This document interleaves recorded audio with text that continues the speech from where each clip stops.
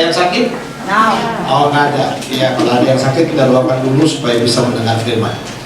Baik, kita ada di minggu kedua di bulan Januari di tahun 2023. Tema yang akan kita bicarakan hari ini, topiknya adalah melekat pada Tuhan. Ya, melekat pada Tuhan. Melekat dengan Tuhan atau melekat pada Tuhan. Dua kata yang mungkin menurut saya punya kemiripan yang sama ya. Jadi melekat pada Tuhan. Ya, jadi kalau melekat pada Tuhan, nempel total. Kalau melekat dengan Tuhan, seolah-olah bisa lepas, bisa enggak. Ya, tapi kalau pada itu dia sudah nempel, sudah tidak bisa terlepaskan. Ya. Nah, mari kita lihat dulu Alkitab kita dari Yohanes pasal yang ke-15 ayat 1 sampai 8. Yohanes pasal 15 ayat 1 sampai 8. Kalau sudah mendapat, katakan amin. Baik, sudah mendapat semua? Nah, yang di sini belum dapat. Ya, tadi saya katakan kalau sudah dapat, katakan amin. Sudah dapat semua? Sudah dapat yang di sini? Yang di sini? Oke, baik. Saya baca ayat yang bernomor ganjil, Bapak Ibu membaca bernomor genap. Akulah pokok anggur yang benar dan Bapakkulah pengusahanya.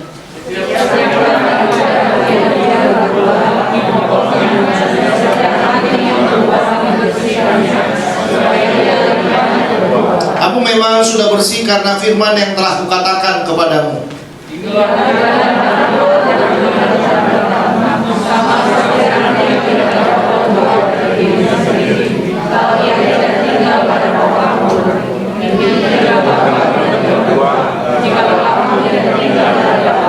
Akulah pokok anggur dan kamulah ranting-rantingnya. Barang siapa tinggal di dalam aku dan aku di dalam dia, ia berbuah banyak, sebab di luar aku kamu tidak dapat berbuat apa-apa.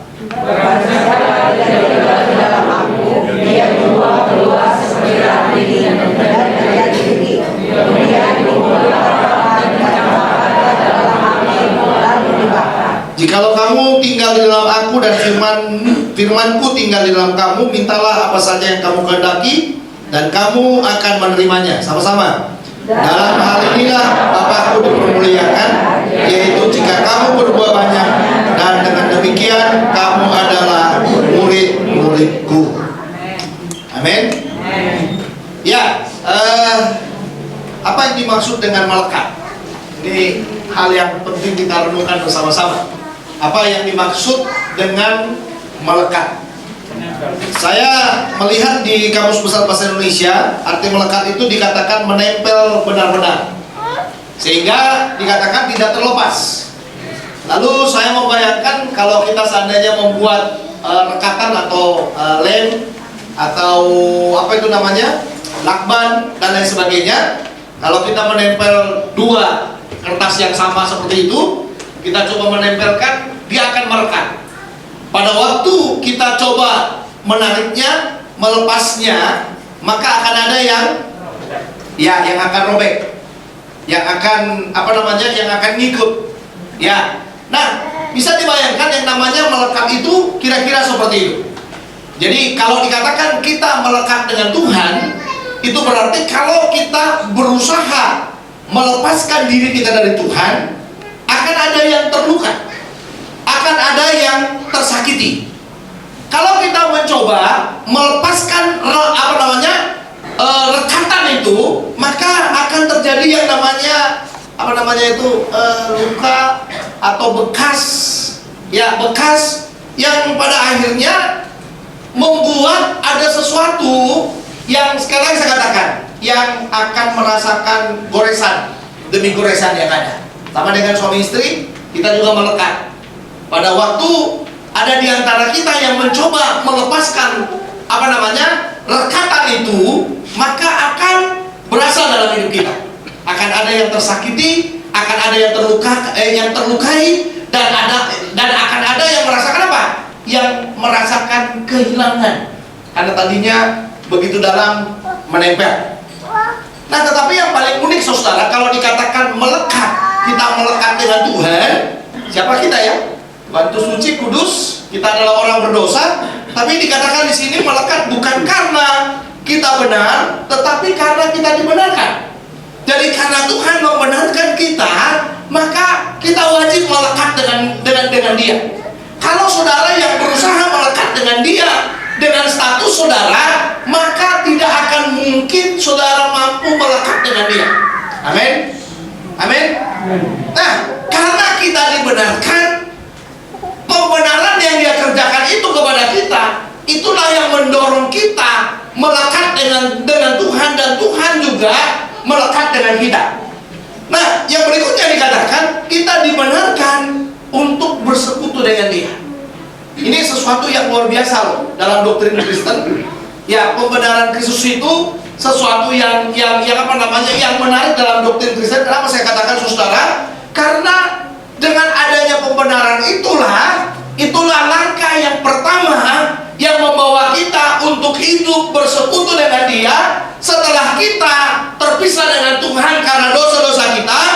Setelah kita terhukum, ya, tidak punya kepastian, dengan Yesus mati di atas kayu salib, maka dia memberikan kepastian kepada kita, dan satu-satunya cara adalah kita harus mulai membangun keakraban dengan dia, kita harus membangun persekutuan dengan dia, dan kita harus melekat dengan Tuhan, saudara. Jadi membangun keakraban karena dulu kita bermusuhan dengan dia. Amin. Kita menjadi akrab karena dulu kita adalah musuhnya Tuhan, dan sekarang kita adalah sahabatnya Tuhan. Amin. Katakan kiri kanannya, sekarang saudara kamu adalah sahabatnya Tuhan. Ayo. Iya. Jadi sekarang kita adalah sahabatnya Tuhan. Berarti kalau kita sahabatnya Tuhan, itu berarti benih ilahi itu ada di dalam diri kita, sehingga di mana kita berada, kita tidak boleh berpecah. Amin. Ada benih ilahi loh dalam diri kita. Yakin nggak saudara punya benih ilahi? Atau nggak yakin?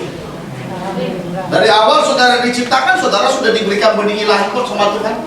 Di mana benih ilahinya? Marilah kita menjadikan manusia itu serupa dan segambar dengan kita, dengan Allah. Tapi ada dosa kan? Sehingga kita terpecah. Tetapi setelah Yesus memulihkan kita, dia berkata lagi, semua orang yang menerimanya diberi kuasa untuk menjadi apa? Anak-anak Allah. Berarti bapaknya siapa? Bapaknya adalah Allah. Kalau bapaknya Allah, berarti kita punya benih ilahi nggak? Saudara, kenapa sih takut bilang saudara punya benih ilahi apa enggak? Emang saudara manusia biasa? Saudara manusia biasa nggak? Tidak. Saudara itu diberikan oleh Tuhan benih ilahi, gambar dan rupa Allah ada di sana, berdosa rusak. Setelah Yesus mati bagi kita, benih ilahi itu diperbaiki kembali, sehingga dikatakan semua orang yang menerimanya diberi apa? Exousia, diberi kuasa supaya menjadi apa? Anak-anak Allah. Maksudnya apa? Supaya saudara punya kuasa, mampu menyalurkan kuasa Allah itu di mana? Di tengah-tengah dunia ini. Makanya orang percaya itu jangan jangan memble ya. Itu istilah zaman sekarang, jangan memble. Kita ini dari awal diciptakan tiga itu. Kita diciptakan untuk berkuasa, yang kedua kita diciptakan untuk perkasa, dan yang ketiga, Kejadian 1 ayat 26-28 ya. Dan yang ketiga, kita diciptakan untuk apa? Makan sesuai dengan makanan yang disiapkan oleh Tuhan bagi kita. Nanti baca ayatnya. Ya, segambar dan serupa dengan Allah. Allah memberikan apa? Mandat ilahi kepada kita. Supaya apa? Supaya kita berkuasa. Dan juga supaya apa? Supaya kita bisa menguasai semuanya. Itu yang saya bilang, manusia itu perkasa sebenarnya. Tapi lama-kelamaan mulai apa? Mulai loyo, mulai nggak sanggup, ya nggak? Mulai nggak perkasa. Orang Batak bilang mulai jauh dia dari Tuhan. Karena dia jauh daripada Tuhan, itulah yang membuat dia menjadi apa? Kehilangan power. Hari ini kita belajar melekat dengan Tuhan. Kenapa harus melekat? Supaya benih ilahi itu bisa aktif di dalam diri kita. Amin. Amin. Kalau saudara tidak melekat dengan Tuhan, benih ilahi itu tidak akan pernah aktif di dalam hidup kita. Ya kita jadi orang Kristen gitu-gitu aja. Tahun udah bertambah loh saudara. 2023. Ya kan? Pasti ulang tahun lagi tahun ini, amin. Berarti umurnya nambah gak? Nambah gak? Tapi powernya saudara itu dengan usia yang makin bertambah itu powernya makin kencang atau makin loyo? Harusnya makin apa? Makin kencang. Siapa yang di sini yang udah merasa dirinya tua? Ada nggak yang merasa dirinya tua? Dilarang untuk berkata tua sebelum usia saudara 120 tahun. Amin. Apa pendeta Mazmur 90 ayat 12 bilang umur manusia 70 kalau kuat 80. Baca dulu. Itu ditulis di mana? Itu Mazmurnya siapa? Mazmurnya Musa. Musa itu hidupnya di mana? Di padang gurun. Tiap hari dia dengar apa? Dengan umat yang bagaimana? Orang Batak bilang amangu, ya mak katanya gitu. Kalau orang Jawa bilang ya Allah, ya apa iki ya Allah, katanya gitu. Artinya apa? Mengeluh. Orang yang mengeluh umurnya apa? Ingat baik-baik, seorang bilang orang yang mengeluh umurnya, orang yang khawatir berkatnya sedikit. Berarti saudara mau umurnya panjang nggak? Ya, jangan bilang nggak ada yang ngurusin nanti. Siapa bilang? So tahu saudara itu. Ya kan? Orang selalu bilang siapa yang ngurusin nanti Pak Pendeta? Semua udah mati tinggal saya. Loh, memang tidak ada generasi baru. Makanya melayani supaya kalau mati yang menguburkan adalah yang melayani. Berarti siapa yang mau, yang sudah tidak kuat lagi hidup di dunia ini, boleh cepat berdoa sama Tuhan, bilang Tuhan segeralah ambil nyawaku. Amin. Oh, puji Tuhan. Berarti semuanya mau apa? 120 tahun. Lo pengen kejadian namanya 3. Umur manusia itu 120 tahun saja. Setelah Metusalah 969 turun terus sampai terakhir Musa itu 120 tahun. Waktu dia mati udah loyo nggak? Alkitab bilang apa? Matanya masih, iya, tenaganya belum habis. Dia di sana. Padahal dia tulis ya, umur manusia itu 70 tahun dan kalau kuat 80 tahun, maka kebanggaannya adalah apa? Kesukaran. Kalau di mana? Kalau hidup itu di padang gurun terus. Amin. Makanya hidup itu dilarang seperti di padang gurun terus. Tahu nggak? Ciri orang hidup di padang gurun itu bagaimana? Mengeluh. Betul. Setuju. Ciri orang yang hidup di padang gurun itu mengeluh. Yang kedua apa? Suka ke masa lalu. Kalau dulu aku nggak kawin sama kamu, nggak kayak gini hidup.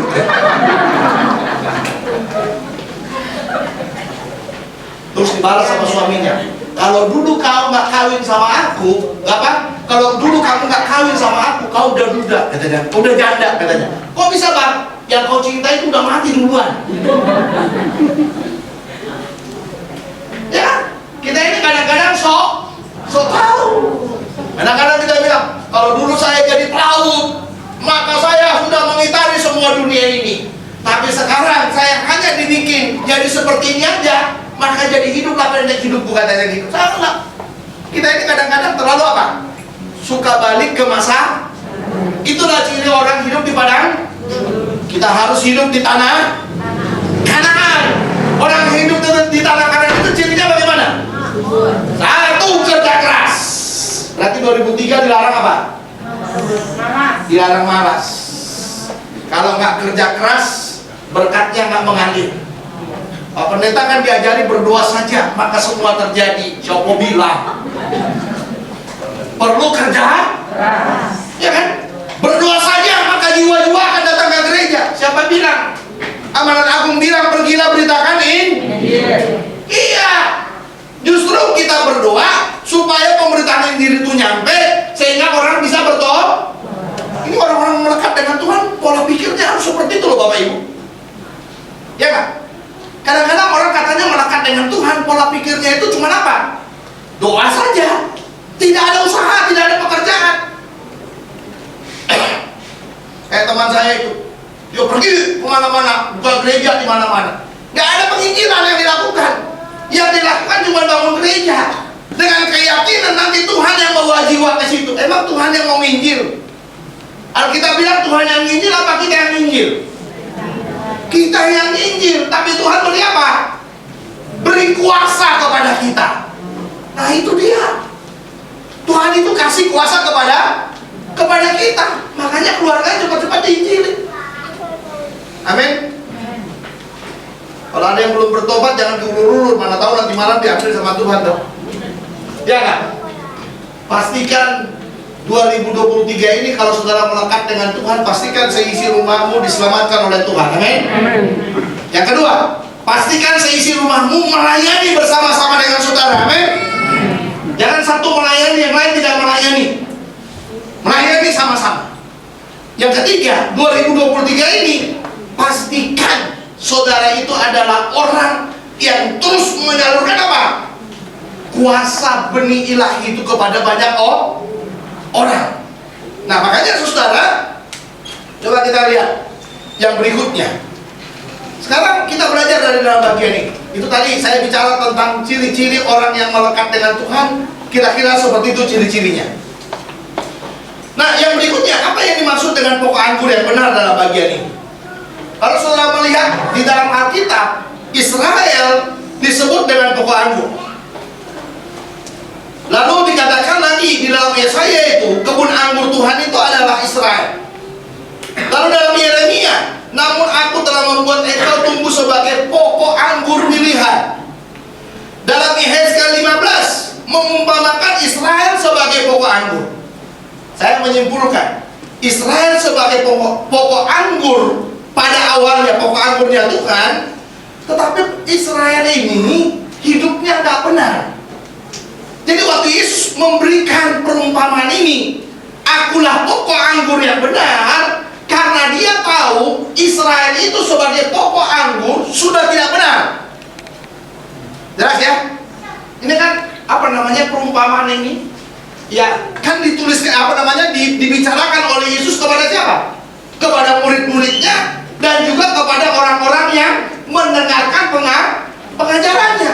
Jadi pada waktu dia katakan akulah pokok anggur yang benar, karena Israel itu sudah berubah, tidak lagi berfungsi sebagai pokok anggur yang sesungguhnya. Maka Tuhan katakan di dalam ayat 1 itu, akulah pokok anggur yang benar dan Bapakkulah pengusahanya. Bisa ditangkap Bapak Ibu? Ya, supaya kita nggak asal tahu apa namanya, asal baca teksnya tapi kita nggak mengerti maknanya. Kenapa Yesus katakan dia adalah pokok anggur yang benar? Karena Israel itu udah gagal jadi pokok anggurnya Tuhan.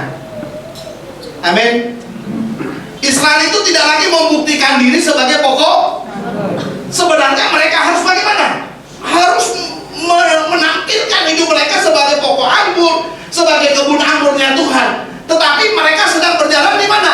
Di dalam ketidakbenaran. Makanya muncullah perkataan ini dari Yesus, akulah pokok anggur yang benar. Kamu nggak benar kata Tuhan. Aku yang benar. Saya tangkap Bapak Ibu? Ini ayat-ayatnya ada loh. Semua, hampir semua nabi, Yehezkiel, Yeremia, Yesaya mencatat bahwa bahkan nanti di Hosea juga ya, mencatat bahwa Israel itu pokok anggurnya Tuhan, tapi Israel itu berdosa. Karena Israel itu berdosa, dia tidak lagi memerankan sebagai pokok anggur. Kenapa sih harus dibilang pokok anggur ya?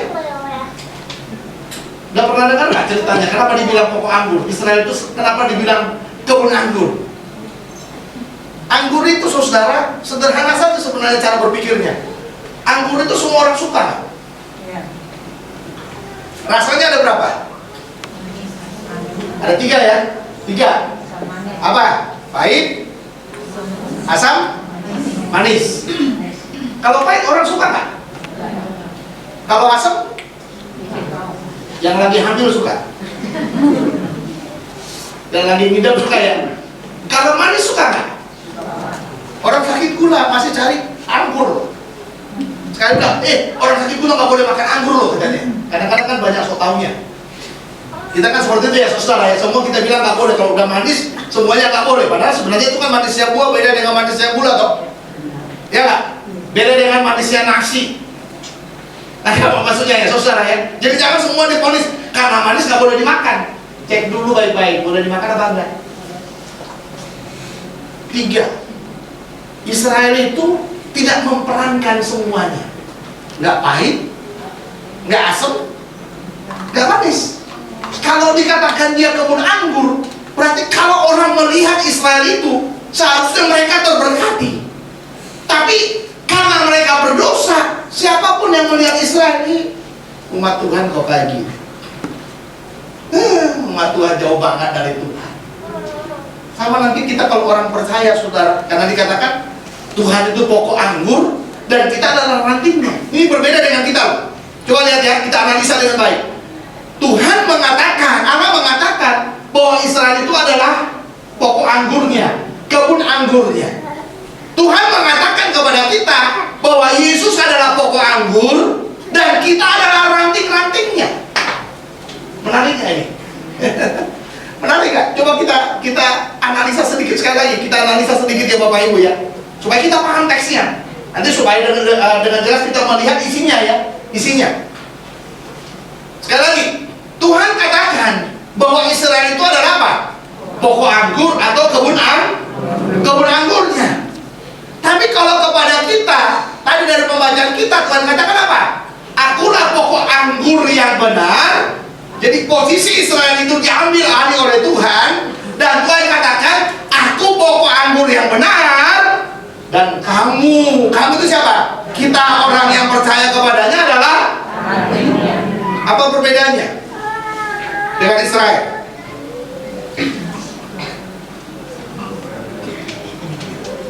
Perbedaannya apa? Israel itu pokok yang seharusnya semuanya keluar dari dia. Jelas ya? Kalau kita ranting, bergantung kepada siapa? Bergantung kepada pokok. Makanya temanya benar, melekat dengan bergantung dengan pokok. Jadi kalau kita tidak melekat dengan pokok anggur itu, kalau kita rantingnya, maka nggak ada buah kita. Makanya dibilang harus melekat dengan Tuhan. Supaya apa? Supaya kita bisa berbuah. Kalau Israel dia semuanya. Israel itu pokok anggur, kebun anggurnya Tuhan. Dia semuanya. Dia pokoknya, dia rantingnya, dia semua harus dihasilkannya. Tapi gagal nggak? Gagal. Gue bilang karena kamu gagal, saya ambil alih. Akulah pokok anggur yang benar. Ego Emi yang dipakai berarti tidak ada pokok anggur yang seperti Yesus. Tidak ada duanya. Hanya Yesus yang benar. Israel nggak benar. Hanya Yesus yang benar. Diberi mandat kepada Israel sebagai pokok anggur, dia nggak benar. Yang benar itu siapa? Yang benar itu Yesus. Nah, kenapa saya perdalam saudara? Kalau seandainya saudara mengikuti ibadah ini kan 3 kali ya. Saudara mengikuti, saudara dapat makanan-makanan yang melezatkan kepada tubuh kita. Mungkin tidak dibahas di kebaktian tadi yang seperti ini, atau kebaktian sore nggak dibahas, tapi saudara udah dengar. Asal usul kenapa dikatakan Yesus itu adalah pokok anggur yang benar. Sudah ditangkap Bapak Ibu? Sudah? Kalau gitu udah selesai, kita pulang ya. Iya, akulah pokok anggur. Harus seperti itu. Jadi kalau Yesus katakan akulah pokok anggur yang benar, berarti kita rantingnya. Jadi kalau Yesus sudah benar, kita nggak benar, yang salah siapa? Yang salah kita. Berarti melekatnya nggak benar. Karena seharusnya kalau Yesus pokok anggur, kita rantingnya. Kalau Yesus benar, maka kita harus dibenarkan. Makanya dari awal tadi dengar ya, saya mulai pembicaraan saya bukan karena kita benar, tapi karena kita maka kita bisa melekat dengan Dia. Saya sedang menggiring saudara ke situ supaya saudara bisa paham maksudnya. Dekat ya Bapak Ibu ya. Saya kalau melihat teks harus seperti itu. Kalau nggak lihat seperti itu saya nggak puas. Kalau hanya bicara yang aplikatif langsung ya. Nah, jadi saya sedang menyampaikan kepada saudara isi dari perumpamaan yang dibuat oleh Yesus bahwa dia adalah pokok anggur itu, makna apa yang ada di balik itu.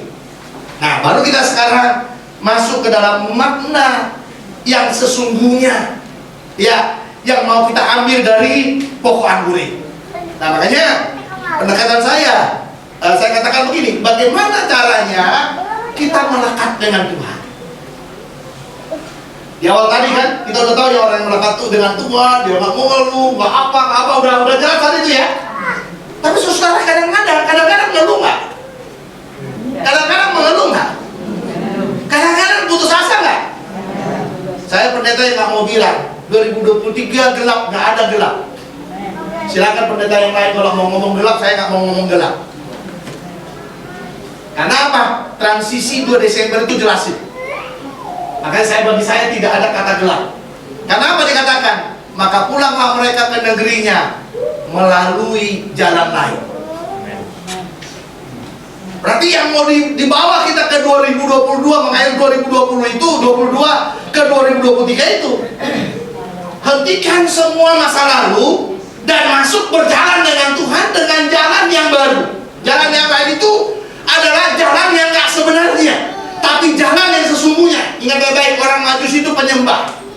Kalau saudara penyembah, jangan suka balik kepada masa ke depan bersama dengan Tuhan, mampu menerobos dengan Tuhan. Amin. Kalau mau lebih dengar, buka YouTube saya ya, William Hermon, di situ ada. Ya, apa yang disebut kenapa mereka harus kembali ke jalan yang lain. Nah, itu dia. Itu transisi bagi saya untuk berkata apa? Nggak ada kata gelap, Pak Koordinator, nggak ada kata gelap. Pokoknya dilarang jemaat kita dilarang ngajar jemaat berkata, oh gelap, suram, maka marilah kita menangis, gitu. Nggak ada itu, saudara. Makanya saya tadi bilang padang gurun dan tanah kanan. Masih nangkap ini semua ya? Kenapa saya singgung semua kata-kata itu, saudara? Saudara supaya paham. Suram nggak kelihatannya? Suram. Tapi ada Tuhan nggak di situ? Siapa yang suruh masuk ke situ? Siapa yang suruh saudara masuk ke 2023? Lalu kenapa bilang gelap-gelap? Hati-hati nanti kayak Mama Loren. Mama Loren juga bilang gitu. Oh, saya sudah meneropong semua gelap, katanya. Maka gelaplah dia dan matilah dia.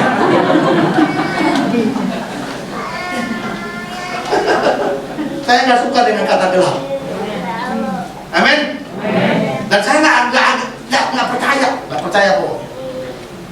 Tapi harus ini kata kunci. Saya suka khotbah hari ini, saya suka. Setelah tahun baru kan khotbahnya melekat dengan Tuhan ya. Ya kan, setelah minggu pertama. Ini yang harus kita pegang. Melekat dengan Tuhan itu sama dengan jalan lain yang dimaksudkan yang Tuhan berikan kepada orang Majus itu. Kalau udah dibilang jalan yang lain, jalan yang asing, jalan yang kita tidak tahu, kira-kira gimana? Kita kenapa tuh? Tapi ada yang nuntun nggak? Ada. Siapa yang nuntun? Tuhan Yesus yang nuntun. Kalau Tuhan Yesus yang nuntun, ada yang harus ditakuti nggak? Nggak ada yang harus ditakuti. Makanya benar yang dikatakan, kita harus melekat dengan Tuhan. Tapi persoalannya sekarang bagaimana caranya kita melekat dengan Tuhan? Ada dua hal di sini. Yang pertama dikatakan kita harus tinggal di dalam Dia. Tinggal di dalam Dia. Artinya apa? Kita tinggal di dalam Dia karena itu adalah proses melekat dengan Tuhan. Kenapa kita harus tinggal? Apa tinggal? Saya suka dengan ayat yang di sini yang bilang begini. Tinggallah, ikuti pelan-pelan ya. Tinggallah di dalam Aku. Berarti kita tinggal di dalam siapa? Dan Aku. Berarti Yesus ada di mana? Menarik nggak kata tinggal ini? Saya ulang. Tuhan Yesus katakan, tinggallah di dalam Aku, di dalam Yesus ya. Berarti kita ini ada di dalam Yesus kan? Lalu Yesus tambahin lagi dengan kata, dan Aku di dalam kamu. Berarti ada Yesus di dalam kita. Di dalam siapa? Kita ada di dalam Yesus dan Yesus ada di dalam kita. Itu benar namanya melekat. Itu namanya Itu namanya yang melekat itu seperti itu. Yesus di dalam kita dan kita di dalam, itu namanya melekat. Amin. Makanya Tuhan katakan cara untuk melekat itu adalah tinggallah di dalam Dia. Di dalam teks ini dikatakan untuk tinggal itu relasi pokok dan ranting. Jelas ya? Kalau mau tinggal dikatakan harus rela diapain? Ranting yang tidak berbuah dipotongnya. Rela dipotong. Apa yang harus dipotong dari hidup kita? Manusia lemah kita itu harus rela dipotong. Yang suka marah-marah, yang suka ngamuk-ngamuk, yang sok benar sendiri. Jelas ya Bapak Ibu? Rela harus dipotong. 2023 harus dipotong. Pokoknya yang menghalangi berkat kita harus dipotong. Apa itu yang menghalangi berkat kita? Israel itu kalau belajar dari Israel, yang menghalangi berkat mereka cuma satu. Yang pertama, yang satu yang paling dibenci oleh Tuhan itu apa? Persungutan. Dek, ini gajiku ya Dek. Kok cuma segini sih? Udah bersungut belum? Kirim uang kuliah ke anaknya. Maaf, pemasukannya agak surut ya nak. Papa kirim ke gini. Papa ini gimana sih? Tahu gak saya hidup di luar kota? Kalau saya mati gimana?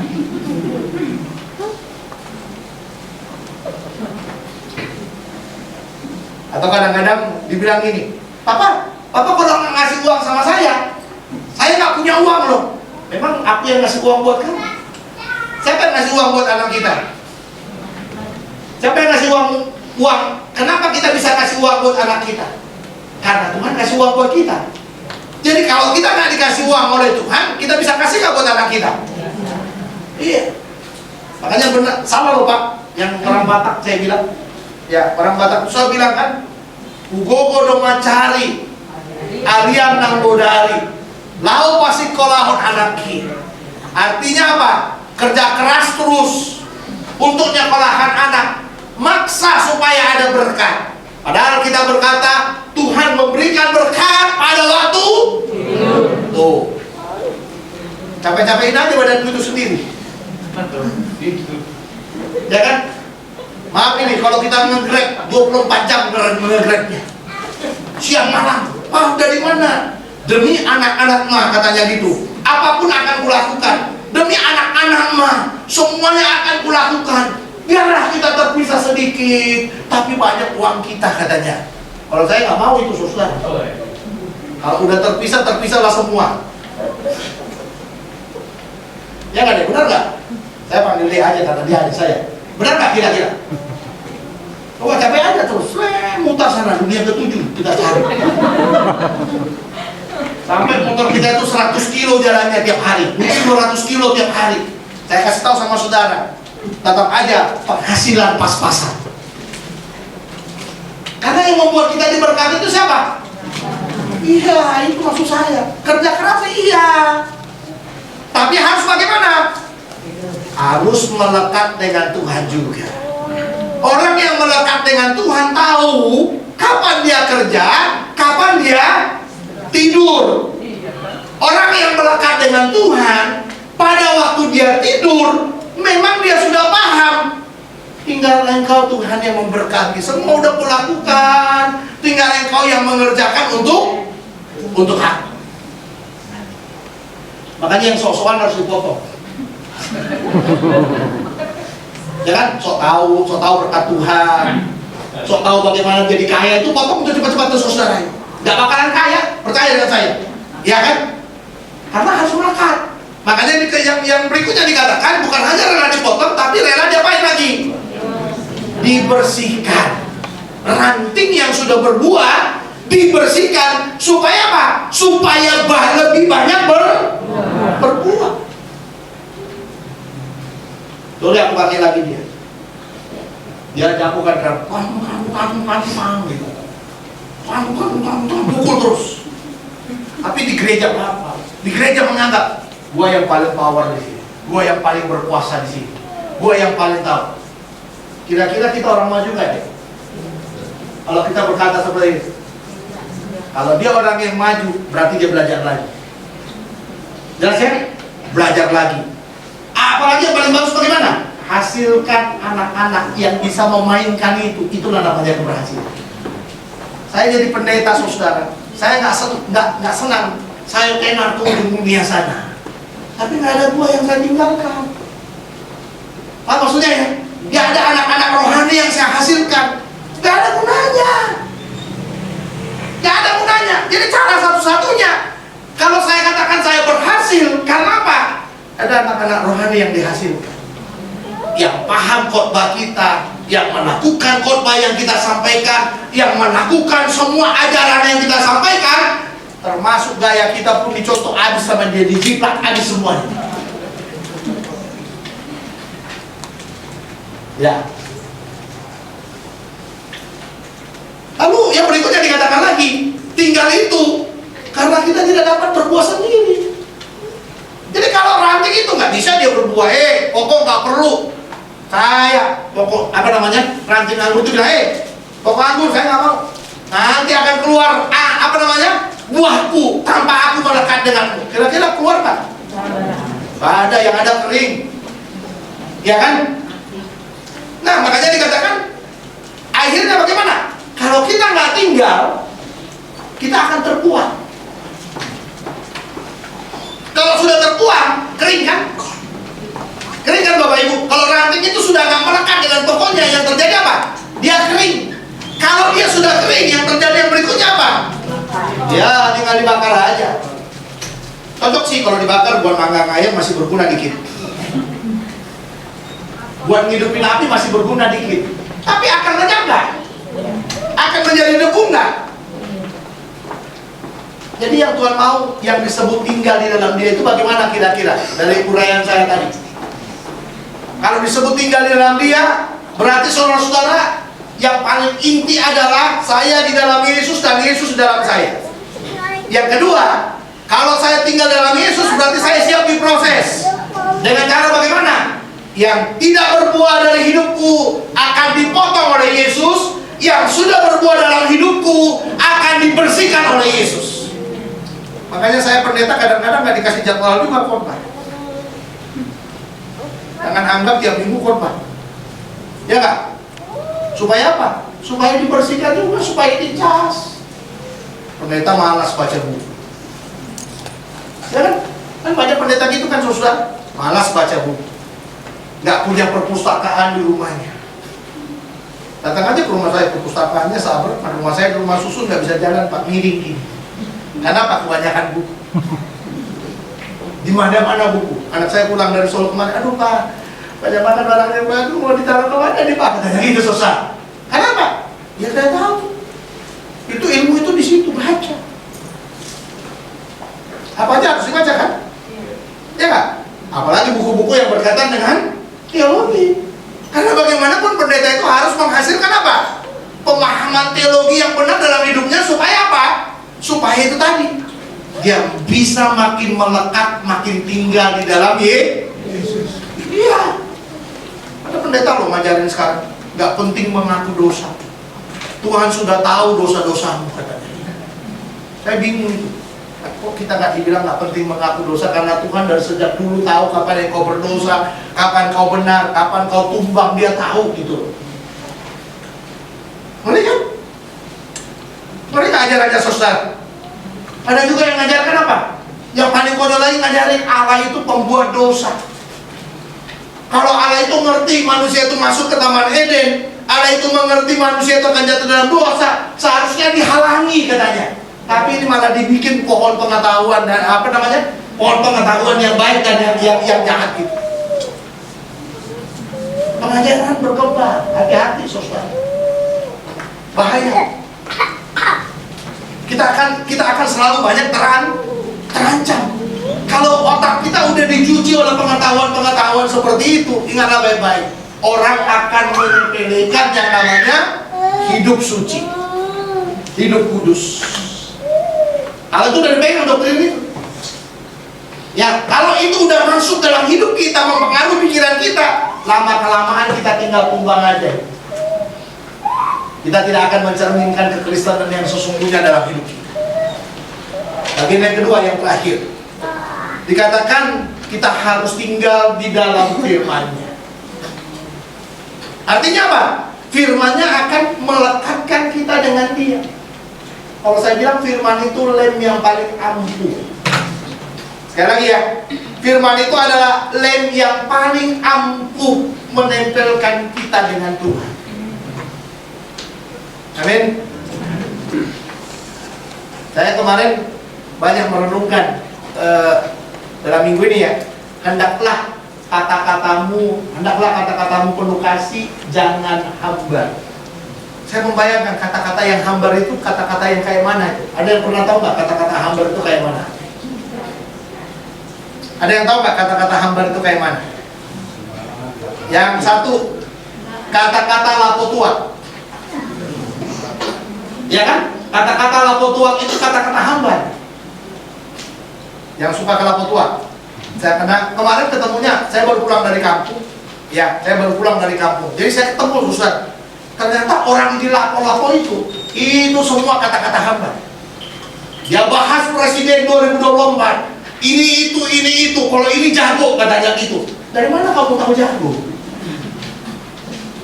Ya kan? Dari mana tahu jagonya? Nggak ada kan? Itu dia. Hambar. Kalau kita ngomong itu hambar. Yang paling sakit lagi itu, kata-kata hambar itu kalau kita ngomong nggak didengar orang. Nggak didengar istri kita, nggak didengar anak kita, nggak didengar semua. Udahlah Pak, Bapak diam aja lah. Jangan ngomong-ngomong terus. Bapak kalau ngomong salah melulu katanya gitu. Itu berarti udah hambar. Kenapa kata-kata kita hambar? Karena firman-Nya tidak tinggal di dalam diri kita. Jelas ya? Bapak Ibu ya? Supaya kata-katamu nggak hambar, biasakan setiap hari membaca firman, supaya yang kita bicarakan setiap hari adalah firman Tuhan. Amin. Setuju ya? Siapa di sini bangun pagi baca Alkitab?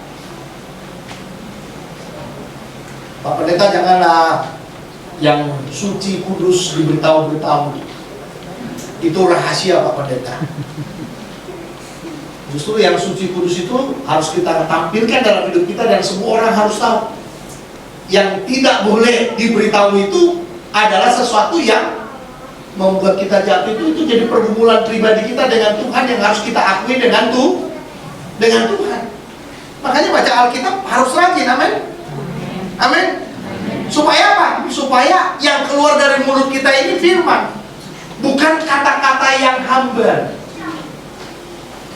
Ya kan? Bagaimana saudara membuat kata-kata kasih? Kalau firman itu nggak pernah masuk ke dalam hidup kita, nggak pernah mempengaruhi hidup kita, nggak bisa. Saya percaya nggak bisa. Nah, makanya dikatakan di sana, kalau tinggal di dalam Dia, seharusnya tinggal juga di dalam apa? Di dalam firman-Nya. Firman-Nya itu adalah cara Tuhan berbicara kepada kita. Itu firman. Cara Tuhan berbicara kepada kita, cara Tuhan menuntun kita, lalu cara Tuhan membuat kita hidup di dalamnya. Makanya dikatakan kita harus tinggal di dalam firman.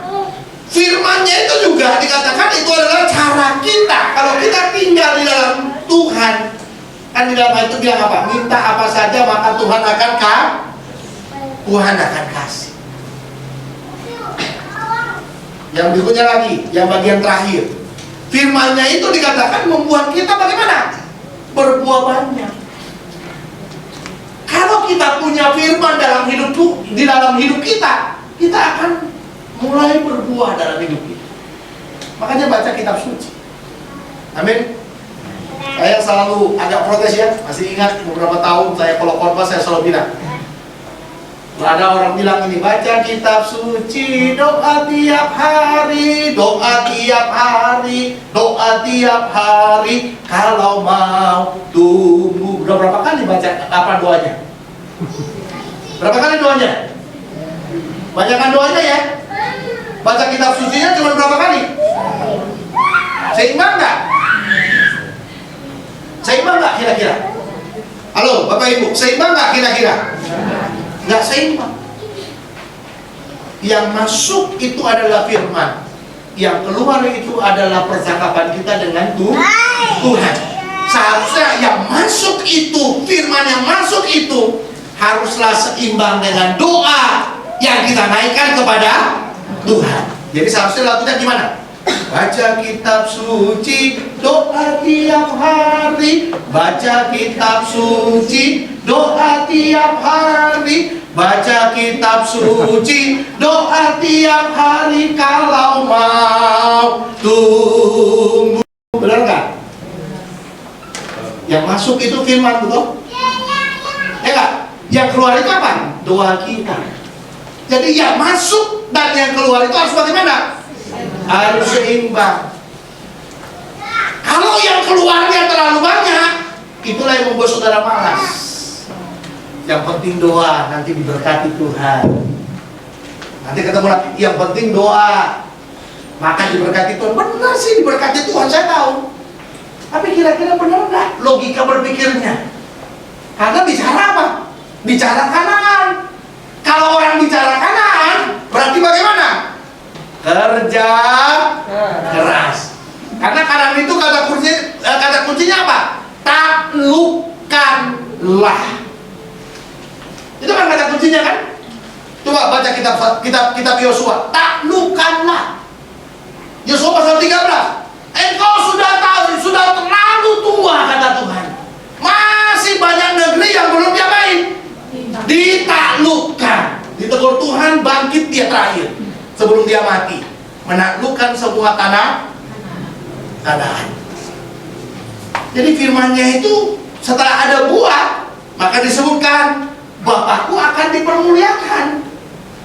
Kalau kita berbuah ini saudara, melekat dengan Tuhan dan hasilnya adalah buah, Bapak akan dipermuliakan. Kalau Bapak dipermuliakan, kita mempermuliakan Bapak, lalu apa kemuliaannya bagi kita? Kemuliaannya bagi kita adalah, dan kamu akan disebut apa? Anak-anakku apa murid-muridku? Ayo satu orang baca Yohanes 15 ayat 8 biar yakinlah kita sebelum mengakhiri. Itu dia. Ayo baca dulu, yang kencang. Coba ditayangkan deh. Ya ini, ayo sama-sama aja 3 ya. Dalam hal inilah Bapakku dipermuliakan, yaitu jika kamu berbuah banyak, dan dengan demikian kamu adalah murid-murid. Iya. Kita berbuah banyak, Bapak dipermuliakan, dan kemuliaan untuk kita disebut apa? Murid-murid Yesus. Berarti kalau kita nggak berbuah, kita murid Yesus nggak? Hah? Kita murid Yesus nggak? Tidak. Berarti pastikan ya, kalau seandainya dipanggil 2023 udah berbuah. Pastikan dalam hidup kita bilang sama Tuhan doanya gini, Tuhan, jangan saya panggil sebelum saya menyelesaikan buah saya. Sebelum saya mengeluarkan buah yang bisa dinikmati oleh banyak orang. Oke, simpulannya terakhir penutupnya. Ya, bagaimana caranya kita melekat dengan Tuhan? Hanya ada 2. Yang pertama, kita harus tinggal di dalam Dia, dan yang kedua, kita harus tinggal di dalam firman-Nya. Mari berdiri, kita berdoa.